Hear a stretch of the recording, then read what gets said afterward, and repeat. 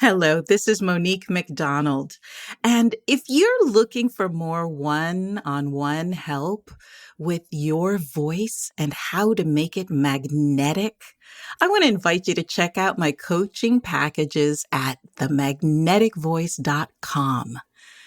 Then click Transform with Monique and book a complimentary connection call. Let's see if we can find a package for you that will fit all of your needs.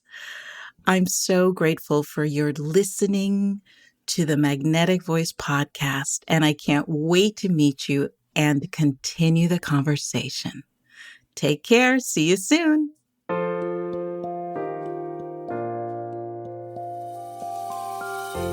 Welcome to the Magnetic Voice, here on the Experience of the Soul podcast channel, a show where speakers and singers learn how to be more magnetic and align their voices to the divine within. Today, episode 55, Sacred Expectancy. And now your host, Monique McDonald. Hello and welcome to the Magnetic Voice podcast. My name is Monique McDonald, known to many as the Magnetic Voice Mentor, and I am here with the fabulous Shannon Kropf. Hey, Shannon. Hello, Monique, and hello, everybody out there. We were just trading some stories about adventures in foreign languages, so we're a little cracking up here at the beginning. But our producer Dave is so fearless about speaking different languages or attempting to speak different languages. So anyway, it's great to be hanging out with you today, Monique. Right back at you. And 'tis the season, right? Mm-hmm. Oh, Tannenbaum. Speaking of German. Merry Christmas. Merry Christmas. I am so excited to be here with you. And I'm in Las Vegas and you're in Florida. Yeah. And can you imagine how that happens? No. That we're here together. It's crazy. But I guarantee you neither one of us is seeing snow right now. Nope. No snow. No snow. So today's podcast is about Christmas Eve and that sense of sacred expectancy. Mm-hmm. I don't know about you, but at my house, Christmas Eve was when we actually wrapped the presents. We would get hors d'oeuvres and eggnog with a little something in the eggnog. Right. And part of the fun was hiding the gift from whoever was in the room that you're wrapping and like getting creative about how to do that. And we did not do that in our house. No, what wrapping was your in Christmas the same Eve? room. Well, when I was a kid, it was very much about the expectancy of Santa Claus. And my dad did a whole lot to facilitate the expectancy. Of course, we would leave out milk and cookies and all of that. But, if you have small children, spoiler alerts ahead. So just pause till a later time or whatever. But my dad would take his big snow boots and put feet print in the fireplace, and he would even go so far as to walk the boots a couple of steps so that there was ashes on where Santa had walked out of the fireplace. And he would always leave notes with little, curly Q writing and, "Hi, Shannon, I'm so glad I got to come to your house." And so there was the sense of expectancy was built up from years of having evidence of Santa in my home. That's so amazing. Now, since adult times, one of the things that I just love to do on Christmas Eve is get quiet, sit in a dark room with a bunch of candles, think about the Christmas story and look up at the sky and look at the stars and think about all the ancient peoples and just really get in touch with the eternal something bigger than myself, a longer story than just mine. Yeah. So it's a real I time to love be that. quiet. Not that we've been able to do that for a while because we've been in church music all this time. Right. So Christmas Eve has been a working night for us. That's right. And this year, we're It's we're the not first doing year the in a church long thing. time for you guys, right? Yeah, it really is a very long time. So we're excited. We've got our, grandma's Russian tea all made up and ready to go. And it's so nice to be at home. That's lovely. So I was an only child growing up with a bunch of adults around me. So Christmas was really, I found pictures the other day of me. I must have been 5 or 6 years old. And my grandfather was wearing his Santa outfit. And I always knew it was him. But I loved that he would do that for me. Right. Do you know what I mean? Like, yeah, he wanted, and everybody was passing out the gifts and doing the ho, ho, ho and being just adorable. And, it's this year, I've lost most of my people. Yeah. Most of my people are gone. Yeah. So that's one of the things that I'm really grateful for. Sure. Is to have those memories. All of those Christmases. Yeah. Full of holiday cheer. Right. And, the expectation of cooking together and, getting the presents ready for Christmas morning and who's coming and who in the family can come and who's not going to be able to be there. And I started thinking about the story, which, like you, I was raised in a Christian home. And Christmas Eve was the time where we played a lot of classical music and choral music. Yes. For Christmas. Yeah, we're not rocking around the Christmas tree on Christmas Eve. No, we're Messiah in. Yes, and lots of candles and lots of after the rush of wrapping all the presents, of just feeling that fellowship and that expectancy and telling the stories. Yeah. Telling the stories. And that's what I remember the most about growing up with Christian parents and grandparents is bedtime stories. I don't know if you had these, but we had these books of all of the Bible stories, illustrated, and so I went to bed with Bible stories. And of course, one of the favorite stories was the Christmas story. Of course. And this whole idea, now I'm a little older, I'm like, wait, what? They were in a manger? And what is a manger? And all the animals were there. And how did those wise men know which star to follow? Right, right. How our minds sort of, now that we're a little older, some of that magic has gone away. And so today I wanted to talk a little bit about that magic of expectancy. I think about what it's like to be pregnant. And especially in circumstances like that, which were kind of dangerous, especially in those days. Oh my gosh, yes. No shelter, right? So they were, among the animals and like so many of us, especially in this time in our lives where the world's gone a little crazy. Little. we don't know what's happening next year. We don't know what to expect. Yeah. And that moment of, well, here I am. Something's about to be born. Right. Right. I don't know what it's going to be. There is something sacred about that releasing into whatever will be, will be. Right. and knowing that whatever it is, even though it may seem dark and dangerous, that there is a light, that star that so many of the songs were about, right?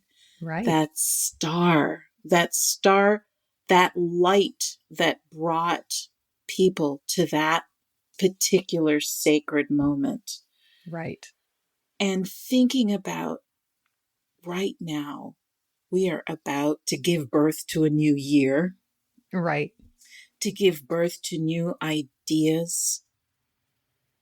And to remember that there is always a guiding light within us, leading us.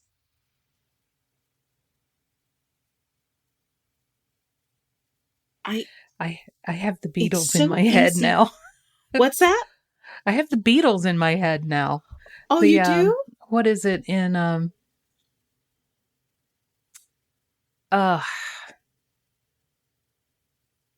Let It Be? What's the line? It's in times Mother of Mary darkness, comes there's to still me. there's still a light that shines on me. Shine on till tomorrow, let it be. Yes. Yes. Exactly. Yeah. And that's what that sacred expectancy, it's a state of being, of knowing that something sacred is going on within us. And expecting that it's going to be something brand new, something that is the light of the world, something that is waiting for us. Right. As we are waiting for it. Right. And to really honor that moment, especially on a day like today. It becomes so often about the presents and the shopping and the hustle and bustle and the, dysfunctional family. And how am I going to deal with auntie this or brother that? Right. And I think we forget this little piece, and I just wanted to bring it back to our attention. This idea that we are now about to give birth to something sacred. And that we expect it to be abundant and joyous. Yeah. Shining on. I have to admit, I have been in such a weird spot for the past, year and a half, that I think that I've decided not to expect anything. Because if you expect things, you're going to be disappointed. And I'm in a great place right now, and it's incredible. And it took a lot of painful steps to get to this point in this road. So, unfortunately, becoming, this is such a weird dichotomy. Becoming less expectant is a good thing in terms of, I'm just releasing this and whatever comes, what comes, let it be. But the flip side of that is like, I'm just kind of numb to any expectation, including joy and, divine workings. And it's just like, I'm tuned out. So I didn't really even realize that until you said that. So. Well, I really appreciate your honesty and clarity about that, because I'm sure there are lots of people that feel that way. And it's important to remember that, I've never had children, so I've never had this experience myself. But whenever my friends or people that I feel close enough to ask this question to, I always ask, aren't you scared? Right. Like, what did they answer? Because they admitted that and people do tell me things that they probably wouldn't tell most people, right. But they admitted, yes, that, not only for the health of the baby, but this feeling that something literally has taken them over, Right. taken over their body. Right. And is that going to continue? And I mean, it is. Yes. For at least 18 years. And that this idea of, you know, during the gestation period, you go through different stages, which is why, you know, a lot of expectant mothers are grateful to have a little time to get used to this idea, I think. But in the last month, they're the most uncomfortable. They're the most ready for this to happen, damn it. Yes. Yes. Get this out of me. And yet I remember my mother used to tell this story too, because I was almost a month late. And she tells the story that she went to the doctor and she said, haul this baby out of, I don't care. Get this baby out of me. I don't care if you have to haul it out of my mouth. Get this baby out of me. Oh my God. But so there's this, that's the expectancy. There's these moments of fear for your life, for the baby's life, of not knowing what's going to happen. That fear of not knowing what's going to happen. And then there's that moment where you just surrender. And it's like, okay, this is happening. Right. And and that's what I mean when I say a sacred expectancy. I think in our lives, there's also, you know, those of us that either, like you, Shannon, are just numb and not wanting to expect anything so they don't want to be disappointed. Or those of us who have these huge high expectations that nothing and nobody could ever live up to. Right. And then there are those of us that are just holding space, have given themselves over to this is happening. I felt that way a lot of times when I was in production as well. Right. You know, the tech week. Tech week is always the most excruciating part of the production, because it's really, everything goes wrong and nothing's working and you're standing on stage and are we going? Are we stopping? You know, this turmoil and this, again, what's going to happen? And this idea of everything is going to go wrong. Yes. This is a disaster. This is a disaster. I've said that many times during a tech week. How are we ever going to open? And it's very much like having a baby, right?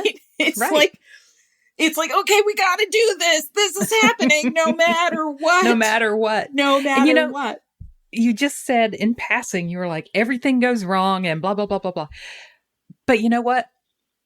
During tech week, everything is supposed to go wrong. That's right. So that you can get it fixed before you open.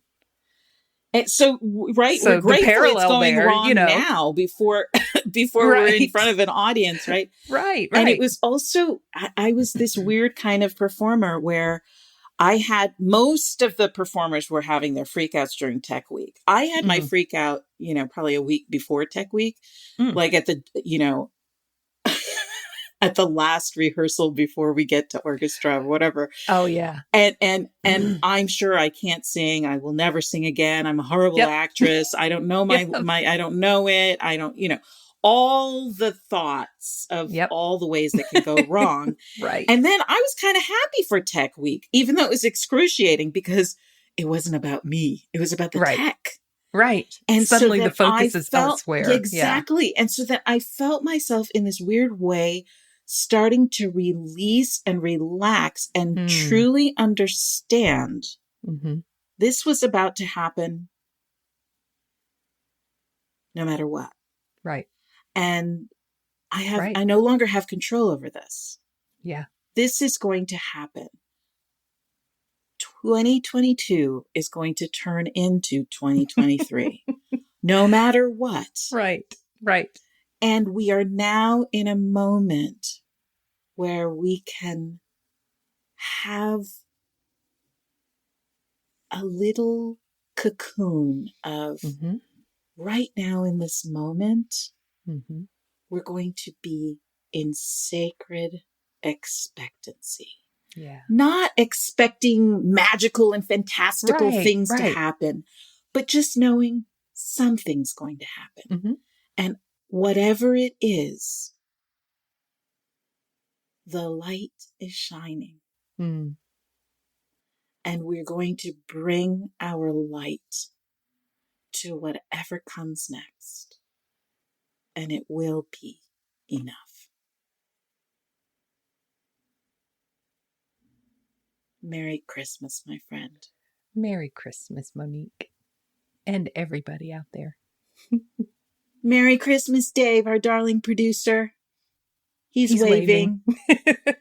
Merry Christmas to all of you darling listeners. Thank you so much for your attention. And I wish you all the best for Christmas.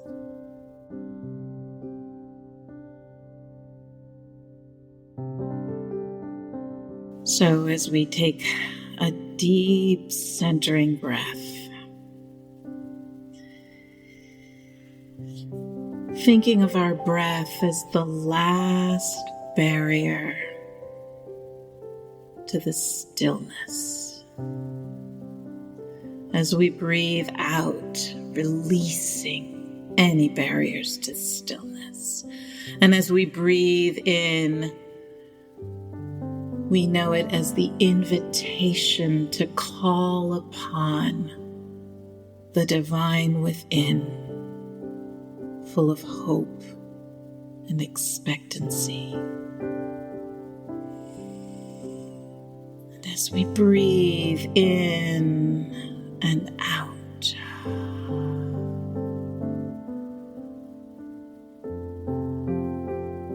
we take a moment to understand that our breath is the greatest gift we have ever received. Our breath is how we know we are alive. Our breath carries our voice into the world. Our breath reminds us of our soul.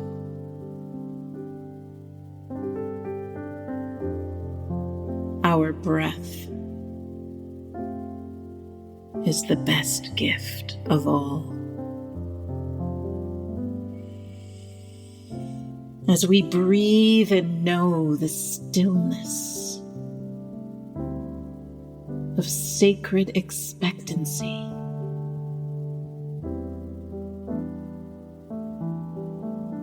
with each breath in, taking in the light, the love, the hope of what is waiting to be born within. And as we release and exhale the fear, the doubt, any of the walls that we've put up, the sense of being numb, the fear of having expectations because what if they don't come true? We release every single one of those things through our breath.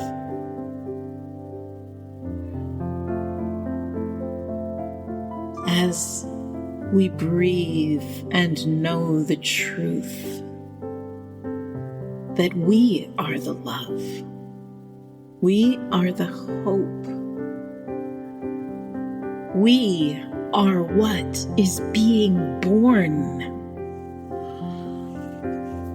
We are gathering our forces with every breath.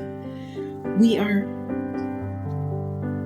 releasing into the truth that what will be will be. And this too shall pass.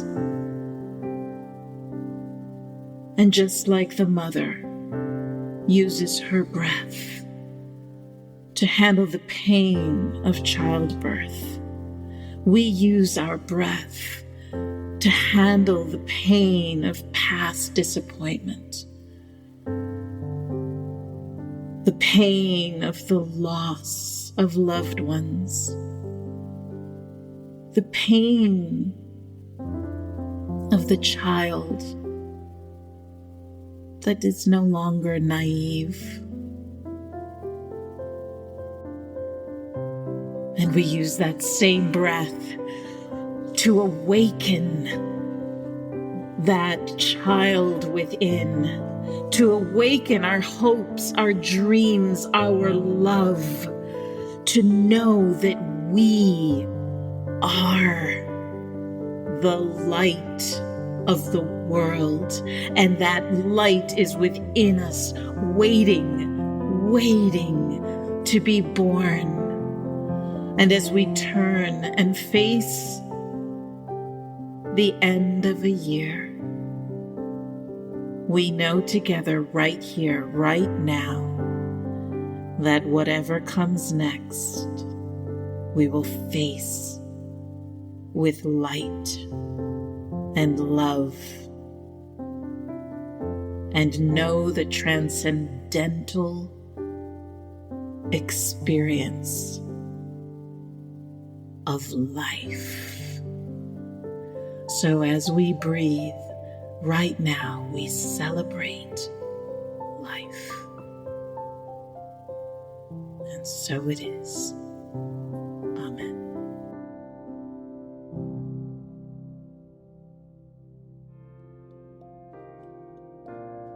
We hope you've enjoyed this episode of The Magnetic Voice here on the Experience of the Soul podcast channel. This channel is made possible because of listeners just like you. If you would like to support the channel with your tax-deductible contribution on an ongoing basis or through a one-time gift, head over to experienceofthesoul.com/support. The Magnetic Voice is copyright 2022 Monique McDonald, all rights reserved. Our theme music is composed by Dave Kropf and used with permission. The Experience of the Soul podcast channel is a production of 818 Studios.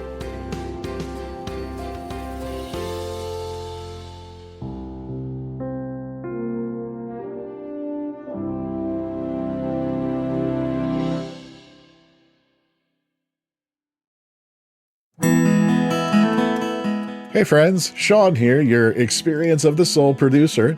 I want to take a moment to tell you about something truly exciting. The Soulworks online community, created by your host, Cynthia Alice Anderson, and available on the Mighty Networks app. If you're looking for a place where you can explore your spiritual path, connect with others, and grow in a meaningful way, then this is for you. Soulworks is so much more than an online community. It's a safe, inclusive space for spiritual exploration, self-discovery, and personal transformation. Inside the community, you'll find everything from uplifting spiritual studies to soul-centered growth practices, meditations, affirmations, and so much more. It's a space where you'll always be supported and never judged. The best part, membership is free. You'll have access to powerful resources, inspiring content, and a supportive group of like-minded people who are all on their own unique spiritual journeys. And if you're ready to dive deeper, there are premium options available to enhance your experience with a live Monday night talk series and extended, deeper meditations. If you're seeking a place to connect, grow, and nurture your soul, we would love to have you join us in the Soulworks community and see where this journey can take you. Visit my.soulworkscommunity.com today.